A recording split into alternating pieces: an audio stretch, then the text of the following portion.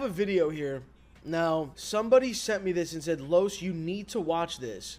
It's called Making the Case. And apparently what this is, making the case that LeBron is the best player ever. Okay? Now, this is good for two reasons. One, all of us LeBron fans in here get to, you know, get proven right. Two, all the LeBron haters out there get to watch this and go, damn, this motherfucker might be the GOAT, dude. Do you know what I mean? All right, let's see what this is. Let's see what this is. Special.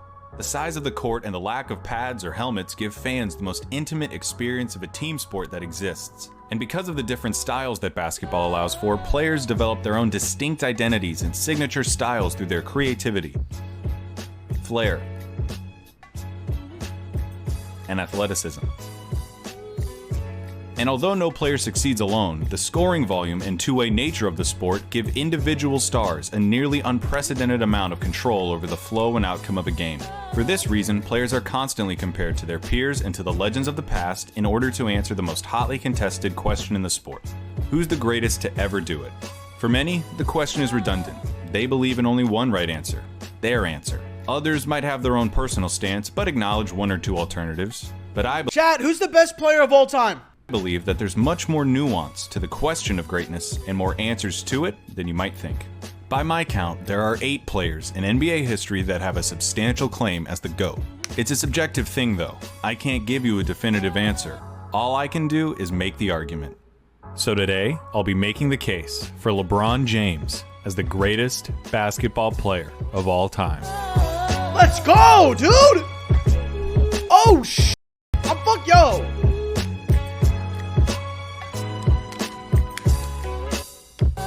Let's fucking go. To begin making the case for LeBron James. No, he can't be the Michael GOAT. Jordan is the LeBron GOAT. James LeBron isn't James even isn't built close. like that. There's no way. There's no LeBron way that he is isn't the GOAT. Get out of here. close. What are you Really, talking about? LeBron? Delete You're this making a video about You're out of LeBron your being mind. the Get GOAT. out of here. No.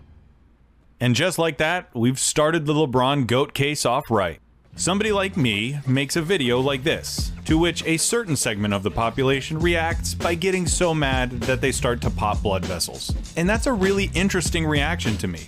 I've made videos about why players like Larry Bird and Tim Duncan are the... It is. Why is that? Why is that, bro? What is this anger, bro?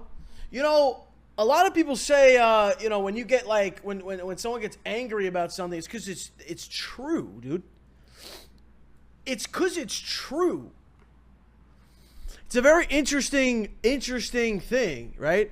Like, if someone in here goes, dude, Katie's the best, do you see me getting mad? I laugh at you in your face. Do you get what I'm saying, bro? I laugh at you in your face. So, like, it's kind of crazy, dude. No. Shit that's said to me and me getting mad, none of it is true because you troll me about every single thing. So none of it is true.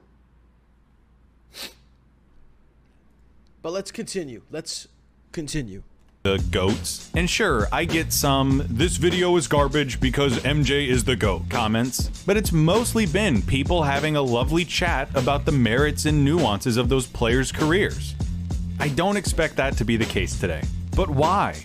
Why is it that LeBron, more than any other player, gets Jordan truthers so defensive? If you are one of those volatile Jordan defenders and you're racing to the comments right now, I know that there's nothing I can do to stop you. But for the rest of you, please, just humor me, even if you think Jordan's the GOAT. Hear what I have to say.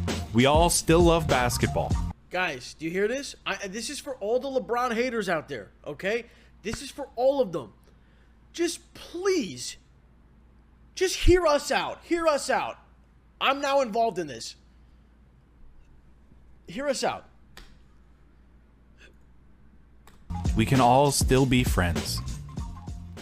When LeBron James was a freshman at St. Vincent St. Mary's High School in Akron, Ohio, he posted per-game averages of 18 points, 6 rebounds, and 3 assists. The Irish went undefeated 27-0, won the state championship, and James was named the state tournament MVP. And just like that, the final year of anonymity for LeBron James was over. In the summer between his freshman and sophomore years, James's play on the AAU circuit caught the eyes of every scout he encountered. word began to spread far and wide about the man-child from Akron, Ohio. In his sophomore season, he saw an increase in every box score figure. His team started playing home games at the University of Akron's arena in order to seat the thousands of spectators. His team lost one game. Bro, no high school player has ever and will ever be able to do shit like this, bro. Like, that alone is some GOAT shit. That alone is some GOAT shit. Zion. Get the fuck out of here, Zion. Fuck out of here, bro.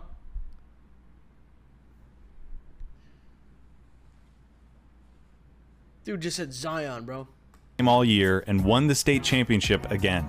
He became the first sophomore ever named to USA Today's All-USA First Team. He had officially entered the territory of phenom.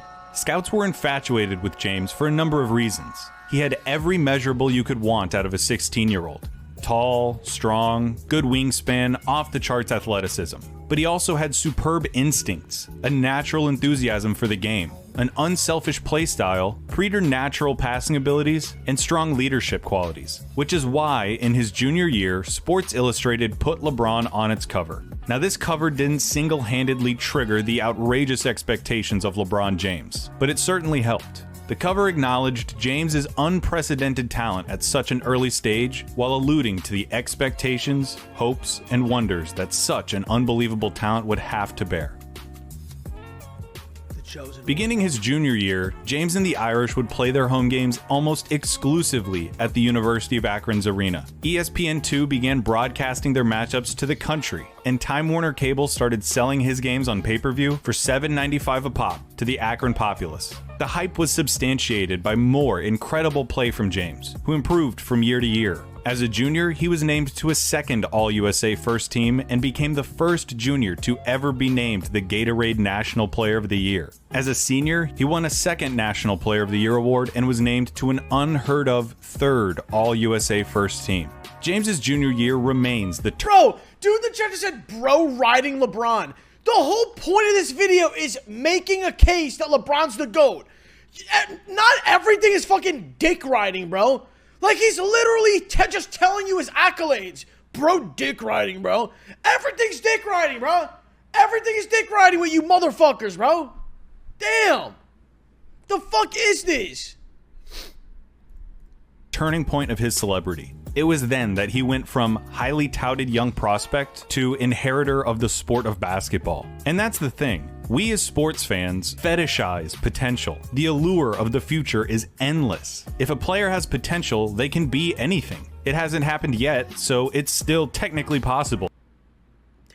No matter how outrageous the expectation may be. But then if they don't succeed, we label them as failures. Busts. Couldn't do it, didn't pan out. Never mind the fact that we were the ones who set the expectations to begin with. Promise is a double-edged sword, and this was promise like no other. LeBron was the first real athletic prodigy of the internet era. It was the first time that the country could whip itself up into this kind of frenzy about the next big athlete in the uber-commercialized post-Jordan NBA. These days, young prospects in every sport get enough smoke blown up their asses to host a barbecue, with top 100 recruiting lists and the videos with titles calling any prospect who hits back-to-back threes the next Steph Curry. It's too much to say that it started with LeBron, but he was undoubtedly the initial product of the hype machine we're familiar with today. He was so good at such a young age, and so many people saw him and talked about him. Dude, is LeBron the best high school player ever? I say yes. I say yes, bro.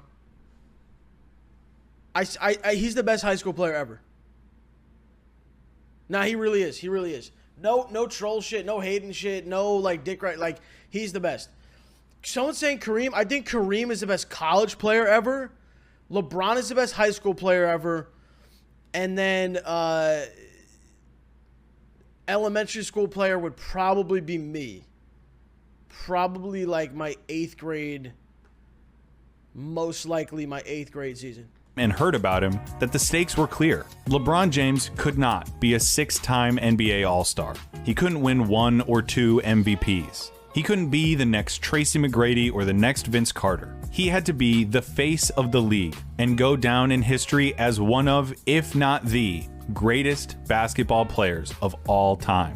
In the Sports Illustrated article, the one that called him the chosen one, a label that he embraced by having it tattooed on his back, writer Grant Wahl recognized the absurdity of asking if a 17-year-old who still couldn't buy cigarettes was really the heir to the next generation of basketball. But after seeing LeBron and talking to him, Wahl concedes that it was, indeed, the right question. Was it ever? In the 2004 NBA draft, LeBron James was the first overall selection by his hometown Cleveland Cavaliers. He was selected ahead of college standout Chris Bosh, Dwayne Wade, who had just led Marquette to the Final Four and was named an All-American, college basketball's Player of the Year TJ Ford, and Carmelo Anthony, who had just led Syracuse to an NCAA championship. LeBron, out of high school, went ahead of all of them, with the weight of a franchise, a city, and perhaps a league on his 18-year-old shoulders. As the most anticipated basketball player since Lou Alcindor. Wait, he didn't get the years right? What do you mean? 2003 draft class. This is the 03-04 season, chat. You got to know that. So like LeBron didn't play in the 02-03 season.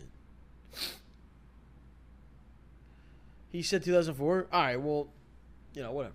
LeBron James could not falter. What if he'd failed? What if the $100 million shoe deals and the celebrity and the fame had been too much too soon? And honestly, how wasn't it? How did LeBron not mess it all up?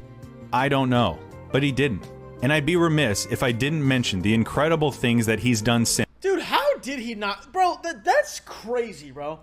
That's really like, think about it. LeBron has never had one scandal, one type of like drama thing, nothing, dude. That's another reason he's the GOAT. That's another reason, bro. Nothing ever happened with LeBron, dude. All your favorite players had scandals, bro. Kobe, Jordan. I mean, who else do we want to say, dude? China?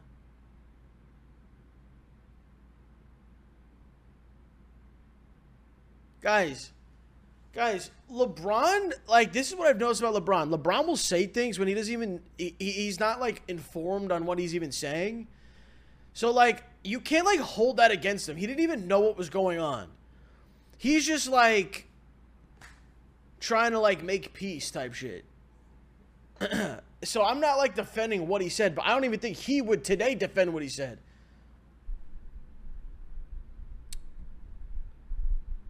Dude, you see that he does this a lot, bro. He's done it many times. Come on, bro. Space Jam 2 was a crime. All right, bro. All right, bro. Are you just mad that, like, it wasn't Curry in Space Jam, bro? Is that what it is? Is that what it is, bro? Space Jam 2 was a crime? Stop, bro. Space Jam 2 was a nice kids movie, all right? But we're like 18, 19, 20. I'm 27. We're like in our 20s watching this, being like, oh, dude, fuck this. It's made for fucking little kids, bro. You don't think a little kid liked that movie? Come on, bro. With his platform as the country's most famous athlete, he's spurred and advocated social change, especially in the realm of civil rights, from Trayvon Martin's shooting to the Black Lives Matter movement. He has been an indispensable source of goodwill and good fortune for him. LeBron made a school. He made a school. He has a school. Yeah, tax write-off, right? Yeah, tax write-off. Jordan's tax write-offs are his fucking roulette, his fucking trips to Vegas, bro. That's his fucking write-offs. That's his fucking gambling losses. LeBron is not out gambling all his money and chilling with hookers and shit. Okay? LeBron is building fucking schools for the future children. His community. He's been the most important focal point in the era of player empowerment in the NBA. He didn't just defy the odds by not becoming a complete nutcase. He has leveraged his position, set an incredible example, and has been one of the best role models that any child or parent could ever ask for. Bro, LeBron is the best role model in the history of sports.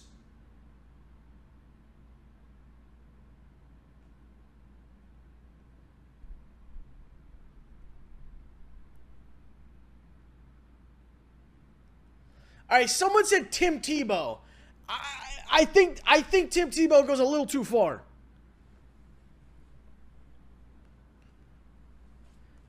O.J. Simpson? All right, O.J. No, what? What are you talking about, bro? Derek Jeter? Derek Jeter is... I love Derek Jeter. I do love Derek Jeter. I do. But, I think LeBron's like a family man. You know, he's like a family guy. Jeter wasn't a... Jeter was literally... I'm not exaggerating when I say this. Jeter had a new girl like every fucking week, bro. Like, prime Jeter... dated every fucking model, every fucking actress. Like, dude, you know, if we're going role model thing, I mean, that's fuck. I don't know. That's actually a good point. Fuck. That's actually a good point. Fuck. Tom Brady. Oh yeah, Tom Brady's a great role model, bro. Yeah, go fucking kiss your kids on the mouth, bro. Yeah, force your kid to kiss you on the mouth. Come here now. What do I get? Fuck. Yeah, that's a great role model, bro. He's still playing, which means that all of these accolades are subject to change, and likely will. But the only assumptions I'll be making are that LeBron finished within at least the top 5 of MVP voting this year and made first team All-NBA. Which means he has been named to 13 All-NBA first teams and 16 total All-NBA teams. Both records demonstrating his first teams and 16 total All-NBA teams. I bet you didn't know he made 2 people fall down. I bet you didn't know that. Both records demonstrating his unbelievably prolonged reign over the sport. One of them MVP, Kevin Garnett. He's won 4 MVPs in 5 years. And he should have more. LeBron should have 9 MVPs. If we're being, like, fair about it, he should have 9. Jordan should have 8. LeBron should have 9 MVPs. A feat only matched by Bill Russell, and finished in the top 5 of MVP voting in all but 3 of his 17 seasons. He's been selected to 16 All-Star games, 6 All-Defensive teams, and stands at or near the top of multiple all-time statistical leaderboards that demonstrate his all-around proficiency, from playoff points scored to career assists. He has achieved such a universal and unique statistical position for a number of reasons. Namely among them, LeBron James is the best basketball player of all time. When James Naismith nailed a peach basket to a wall in a gym in Massachusetts, there was no way he could have ever imagined the game as it is today. And there is no way, not in his wildest dreams, that he could have ever imagined an athlete like LeBron. The guy is... Do you understand where he's catching this ball? He's middle of the backboard, bruh. Middle of the backboard. 6'8", 260, built like Karl Malone, passes like Larry Bird, jumps like Mike. Listen, I don't think anyone wants to be built like Karl Malone, bro. That dude's built weird as fuck, dude. And surveys the court like Magic Johnson. He's not the strongest or the fastest, but he's faster than the strongest and stronger than the fastest. Aiden Ross throwing shots at you, bro. Dude, I just talked to Aiden like yesterday on the phone, bro. No way, he's not throwing shots at me. What are you talking about? Send me a link right now, bro. Send me a clip right now. I have your name right here. I'm waiting on your log. If you don't send me it, you're fucking permaban, bro. He has a cocktail of cerebral perception and hand-eye coordination that has made him one of the premier passers in league history. He has a 7-foot wingspan, a lightning-quick first step, supernatural anticipation, and an IQ on both ends of the court that comes from the brain of basketball's Da Vinci. It would be enough if LeBron had just built a name and career for himself thanks to his prodigious natural talents. But he worked diligently. Look at this guy getting switched on to Tim Duncan, the best power forward to ever exist.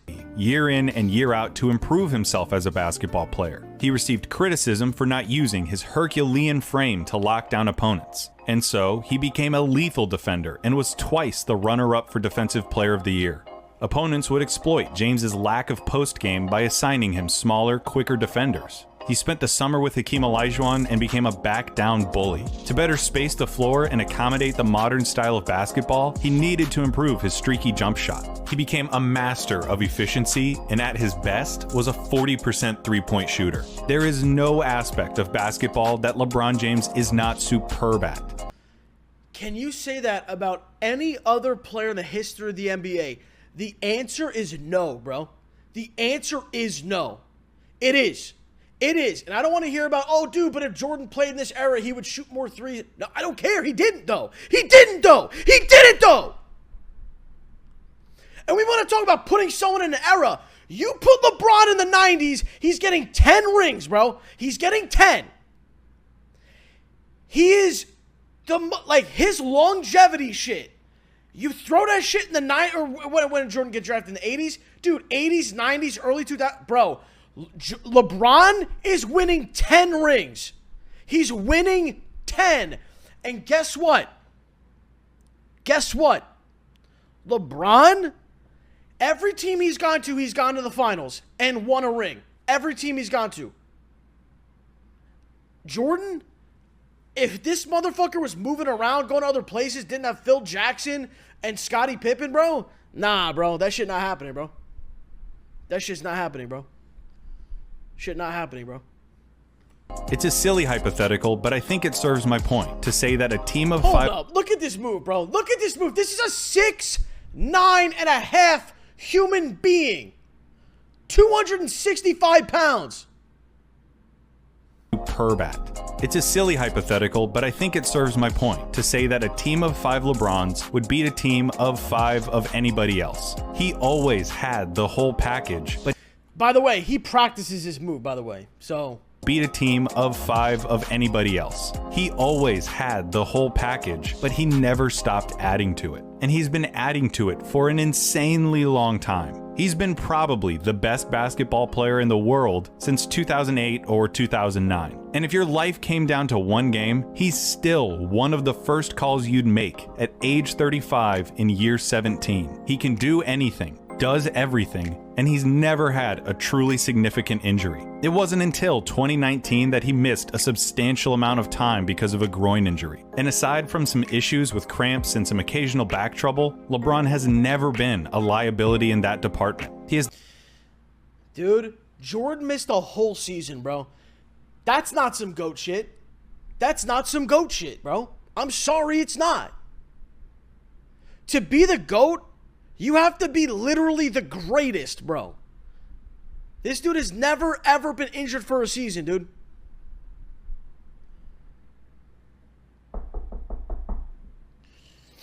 Ever, dude.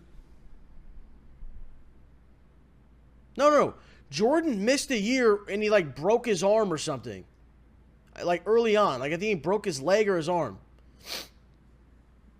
I don't know what you're talking about his dad. This has nothing to do with his dad. He broke his foot or some shit. Yeah, LeBron's not breaking... He didn't break anything, bro.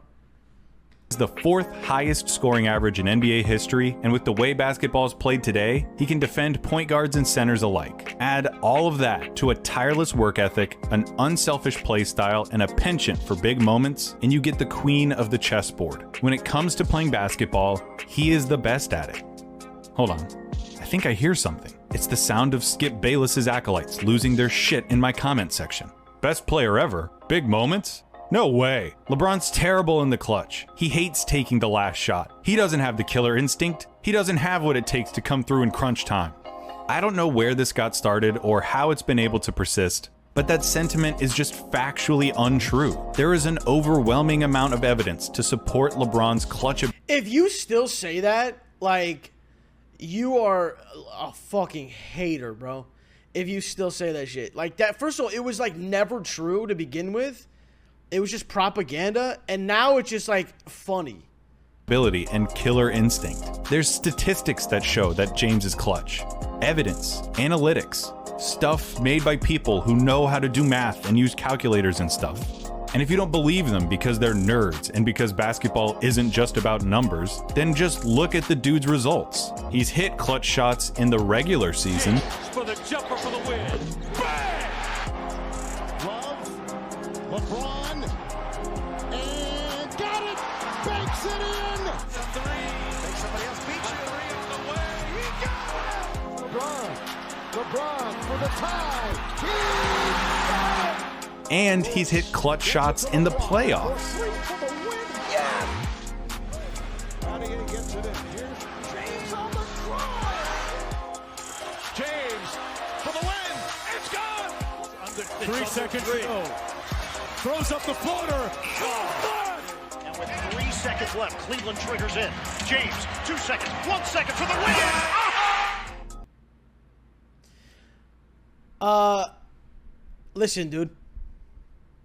Listen, dude. Jordan doesn't have a compilation like this, bro. He doesn't, dude. I've looked it up. I've tried to find it. Where's Jordan's game-winning buzzer beater compilation? He's got some. Oh, no, he has some. He's got as much as fucking DeMar DeRozan does, dude. Okay? Kobe's got more. LeBron has more. But like I said, if you can find it, go find it and show it to me. Show me where Jordan is more clutch than LeBron. Just please show me. Please show me. Because the only evidence is old-timer basketball players and old people being like, oh, dude, just give the ball to Jordan, man, and he's taking over, man. What? That's not even a stat. You're just saying shit. Don't tell me that he can't win games, or doesn't have a killer instinct, or isn't clutch, or any of that shit.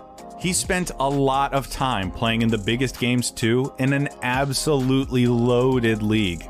In the playoffs, he has faced Gilbert Arenas, Chauncey Billups, Tim Duncan, Tony Parker, Manu Ginobili, Kawhi Leonard, James Harden, Russell Westbrook, Kevin Durant, Ray Allen, Paul Pierce, Kevin Garnett, Dirk Nowitzki, Dwight Howard, Derrick Rose, Al Horford and Paul Millsap, Steph Curry, Klay Thompson, Draymond Green, DeMar DeRozan and Kyle Lowry, Paul George, Victor Oladipo, Damian Lillard, and so on. And the I don't know why he put Al Horford in there, but shout out to Al Horford and Oladipo. Everyone else, it's like, yeah, there's no other player in the history of the NBA that could that you can like say like played against as good talent, bro. There's just not, dude. There just isn't.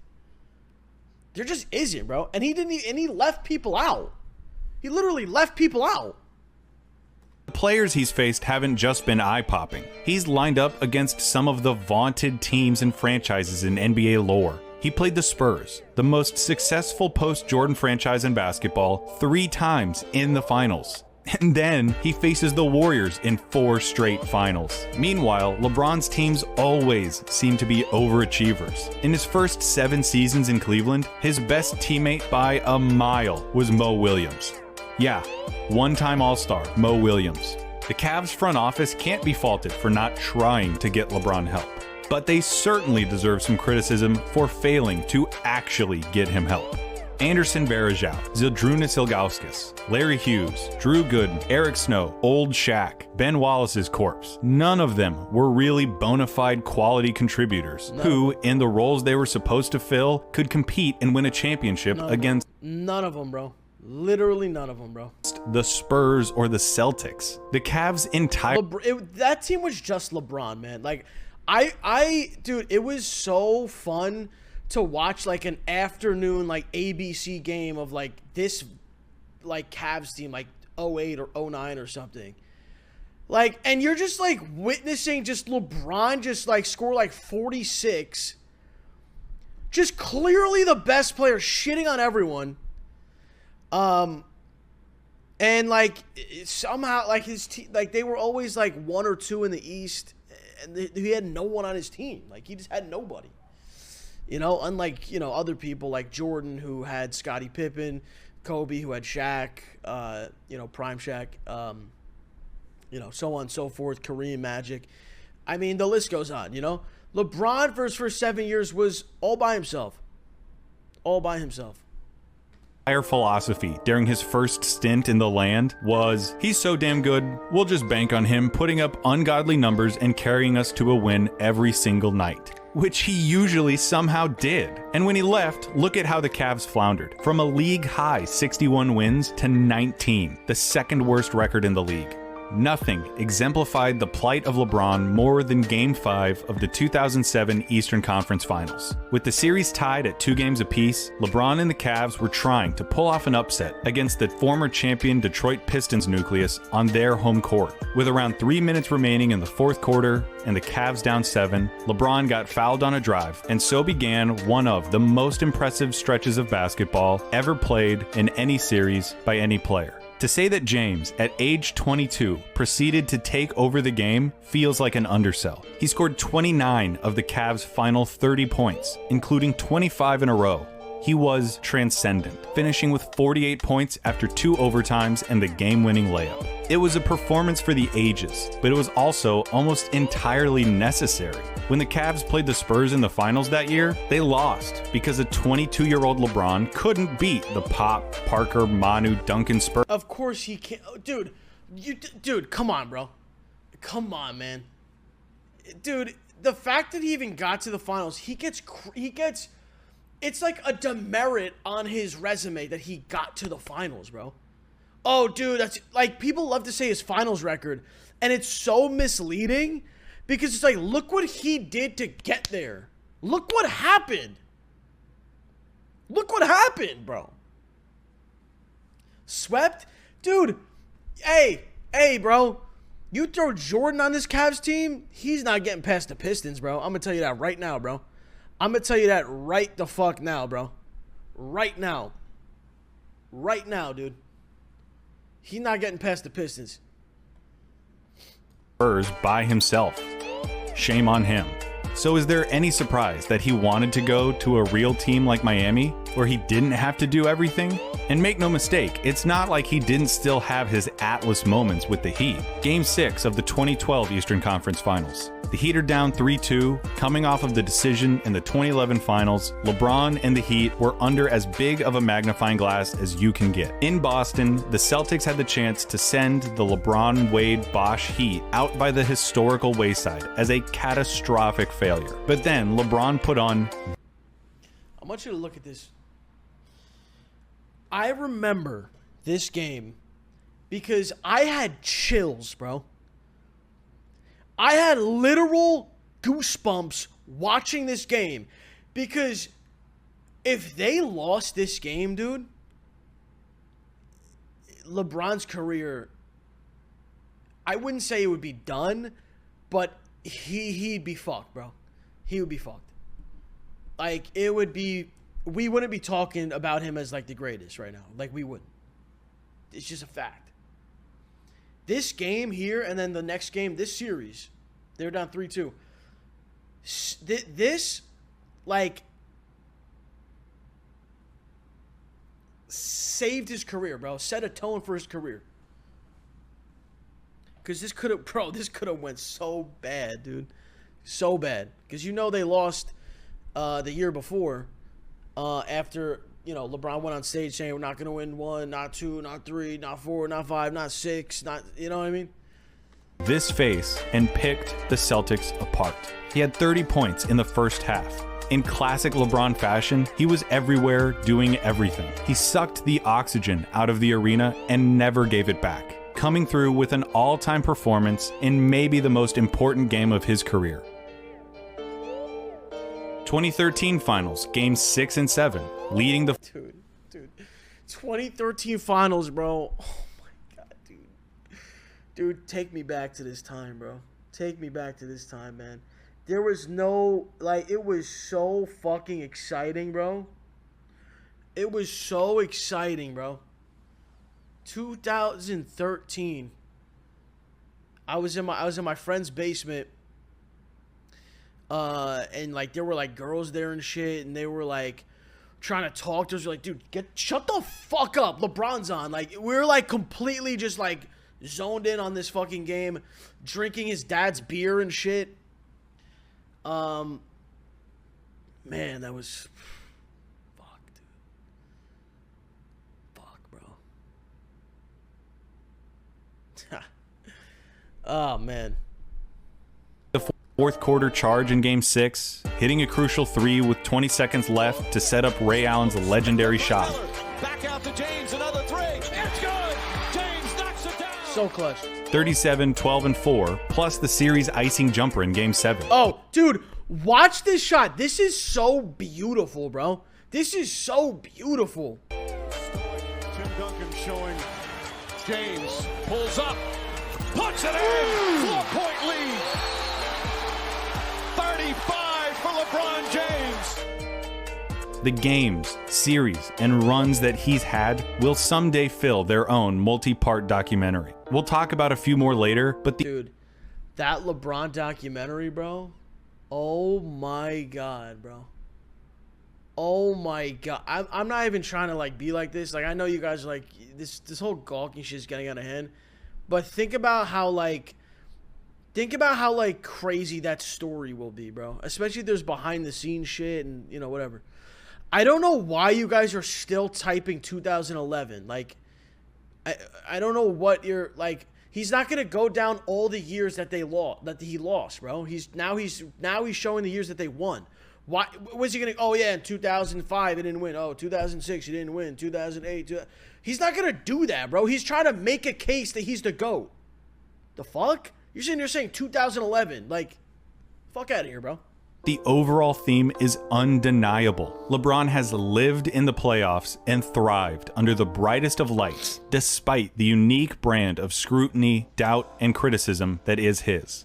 But none of that matters to you because of three things: the sources of so much of that doubt and criticism: the 2010 Eastern Conference semifinals, the decision, and the 2011 finals. All three events happened within the span of about 400 days. It started with the second round of the 2010 playoffs, Boston versus Cleveland. Despite having the best record in the league, the Cavs lost in 6 to the 𝗟𝗚𝗏𝗏 Celtics. LeBron's numbers look okay, but if you remember watching at the time, or you go back now and watch, you can tell that LeBron's just not there. He's checked out. No aggression, no urgency, stretches of total detachment. He was a no-show. And no one still knows definitively why, but salacious rumors persist that you can look up for yourself. Whatever the reason, the loss amped the noise around LeBron up to new levels. He can't do it. He doesn't have it. The basketball world prepared itself for one of the most consequential free agent decisions ever. What they got was the decision, a 1-hour nationally televised special. LeBron was going to announce his decision on live TV. How could this go wrong? The answer to the question everybody wants to know. LeBron, what's your decision?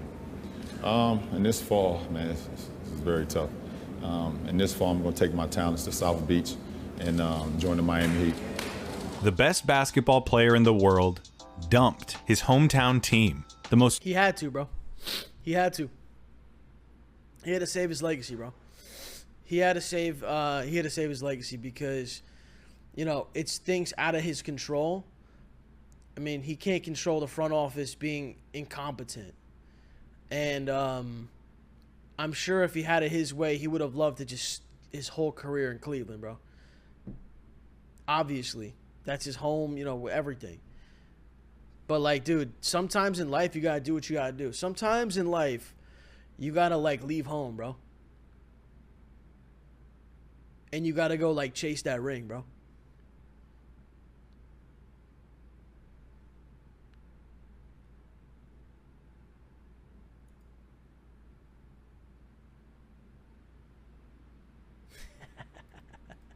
tortured sports city in America, live on television to join a super team with Dwayne Wade and Chris Bosh. He had quit on Cleveland in the playoffs and followed it up with the mother of all backstabs. The decision remains perhaps the single meanest thing an athlete has ever done to their franchise. It was mindless. It was very, very poorly thought out. What he should have done was come out and say, like, guys, like Cleveland, like, I love you, like, this is my home, like I love you guys. The front office is just look what they're look at this, look what they're doing. Like, make it about, like, don't, like, you know what I mean? But listen, I think he's already on record saying he would take this back. So, you know, but yeah, he fucked up. shallow, insulting, and egotistical in a profound way. LeBron quickly went from one of the most popular and celebrated athletes in the country to its most hated. Yeah, bro, I remember that. Dude, that was tough. Being a LeBron fan was tough, bro. Being a LeBron fan was tough. And it was also tough being a Heat fan because you got to remember, this was, I think I was a freshman. I think I was a, no. I think I was a freshman or sophomore in high school. I forget. But I remember, because I grew up, like, I loved the Heat. Like, that was all my friends do. That was my favorite team. And I would get shit on because the Heat were ass. But then LeBron came. Now the Heat are fucking amazing, but you still get shit on because you're like, oh, LeBron's a bitch. Oh. So it like, you know, it was kind of just fucked. It was kind of fucked up. Cavs owner Dan Gilbert published an infamous letter tearing James apart. Fans burned his jersey in the streets. Conversations about how LeBron was wired and whether he could be the guy flooded the airwaves. But the funny thing was, I don't think anyone really faulted him for wanting out of Cleveland. It was clear that he didn't get the help that a superstar needs in order to capitalize on their talents. The criticism was first and foremost with the execution, doing it in a self-aggrandizing live TV special. The criticism quickly turned into nonsensical, inane cliches and false narratives. The same LeBron that was getting praised for his ability to cultivate camaraderie and success on abhorrent teams was now being criticized for not making his teammates fear him, whatever that means. Was the decision the dumbest thing LeBron could have done? Yes. Was it a knife in the back of the community that had supported him as he ascended from chosen one to superstar? Yes. Was most of this criticism of his mental makeup and desire to win baseless and spiteful? Also, yes. But it probably didn't feel that way for a lot of NBA fans at the time. They hated him. He had quit on and betrayed his team. So when the Heat lost the 2011 finals, the hate boners raged in full force. The hate boners, bro. I'm gonna start using that, bro. You guys got a lot of hate boners, bro. You guys get off on that shit, bro. You get horny as fuck hating, bro. You almost like hating more than you like showing love. Like, doesn't it feel good to show love, bro? Like try it sometime, dude. Try it sometime, bro. Love is so much better than hate, bro. It feels better, you know? Like, giving feels way better than receiving, bro. That's another thing. That's another thing, bro. Well, yeah, okay, I didn't mean it like that, bro. I'm saying, like, no, bro. No. You know what I mean, bro. You know what I mean, bro. You know what I'm saying. You know what I'm saying, bro. Like, I would rather, truthfully, I would rather give all my friends and family, girl, everything. I'd rather give all of them, like, amazing ass gifts, and then I don't want shit, dude. I don't want shit, bro. That just, it feels better. It feels better to show love, bro. It just does, chat. Just try it.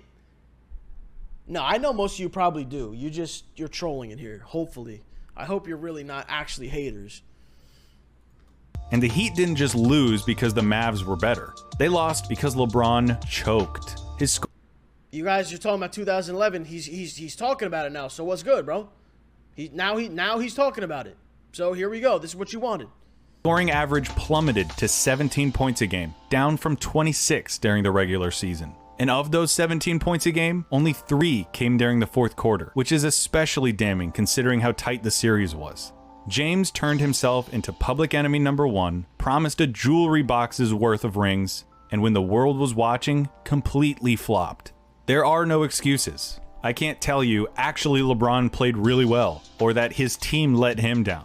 He sucked. He let them down, and they lost. Well, and so here's the thing with this. This is like, so at the time, it was kind of like this weird, like, between D-Wade and LeBron, like, oh, who's the man? Like, you know what I mean? Like, it was kind of like this, like, not awkward.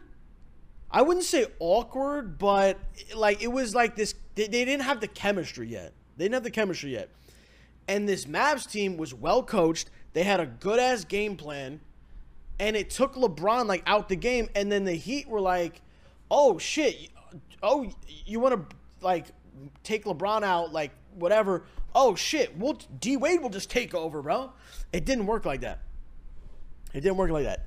I've studied this game film, and the Heat were outcoached. They were outmanned, and they were just outplayed, bro.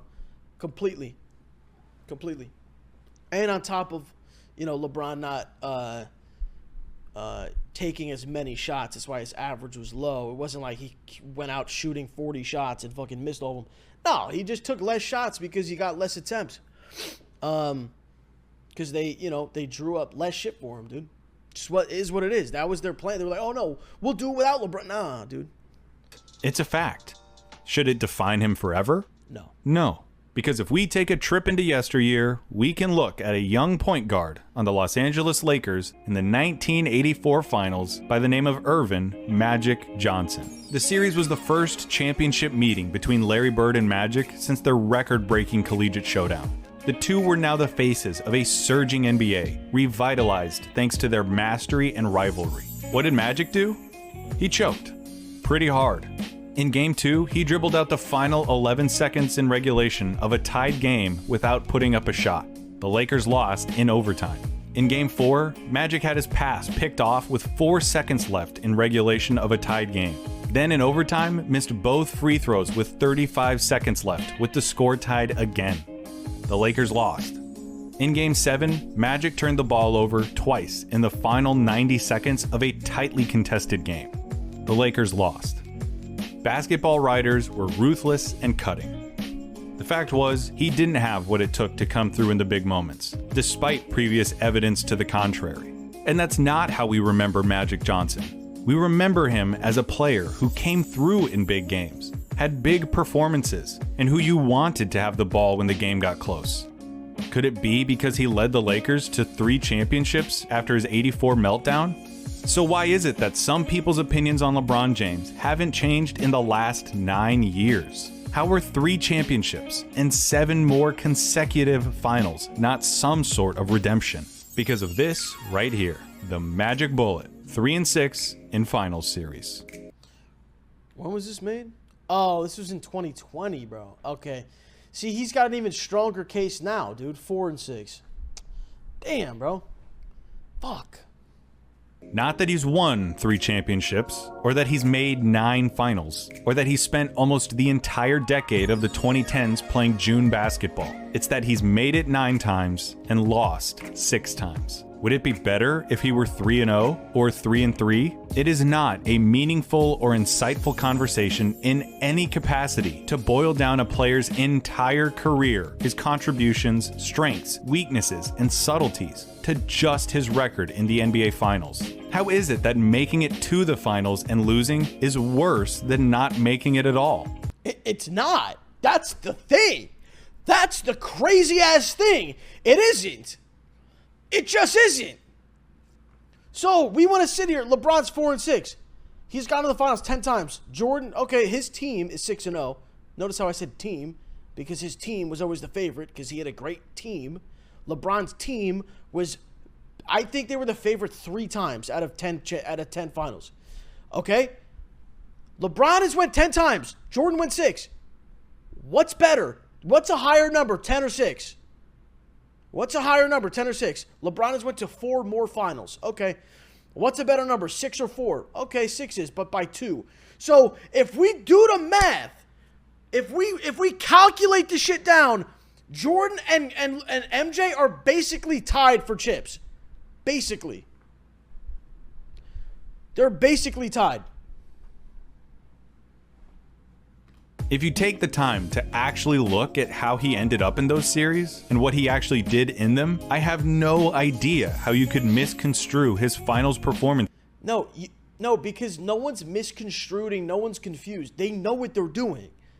Everyone who says LeBron's finals record, they know what they're doing, bro.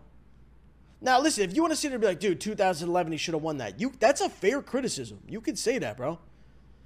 But sitting here and just saying his finals record and being like, oh, dude, that's why, bro. Like, that's so stupid, bro. It's so dumb.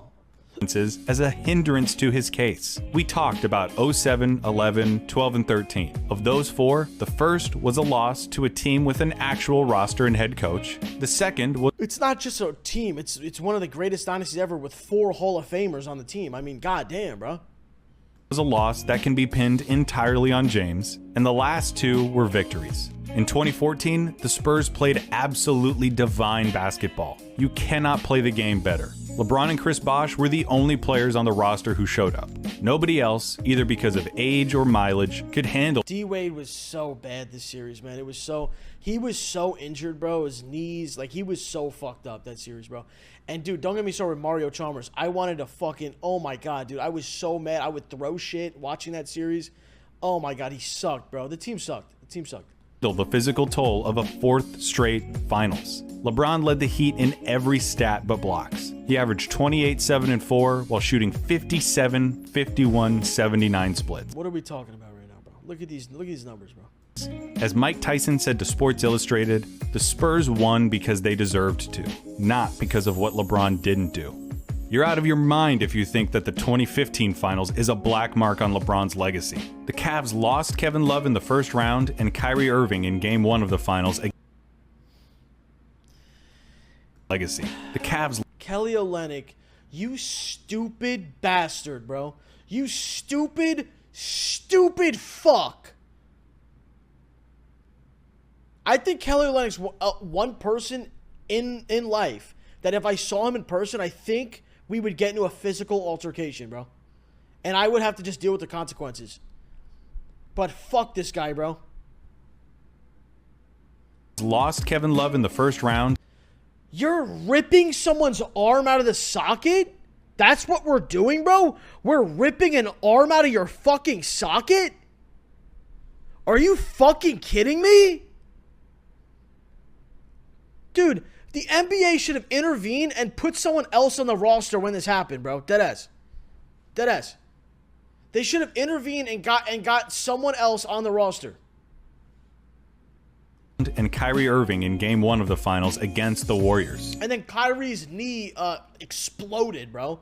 Literally, it fucking shattered in like a million pieces, bro. But LeBron was so supremely impressive that Cleveland actually had a prayer of winning the series, which garnered him finals MVP votes despite being on the losing team. His averages were unreal. Let me take this off the screen, bro. Is this a fucking joke right now? 36, 13, and 9. And 𝗟𝗓 Iguodala won the award specifically because he kept LeBron from doing more damage. In 2017, after a super weird regular season, the Cavs flipped the switch and cruised to the finals against the new-look Warriors with Kevin Durant. LeBron became the first player to... Wait, why did he skip 2016, bro? Average a triple-double in the finals, but the Cavs lost in 5, keeping the Warriors from sweeping their way through the entire playoffs. In 2018, without Kyrie, LeBron had a run that was eerily similar to his 2007 streak. Game winners, crazy numbers, Game 7s, the whole thing. The culmination of the run happened in Game 1 of the finals, when LeBron scored an earth-shattering 51 points, giving the Cavs a chance to take a 1-0 lead in the series. And then this happened. Rebound goes to the Cavs. J.R. Smith brings it back out.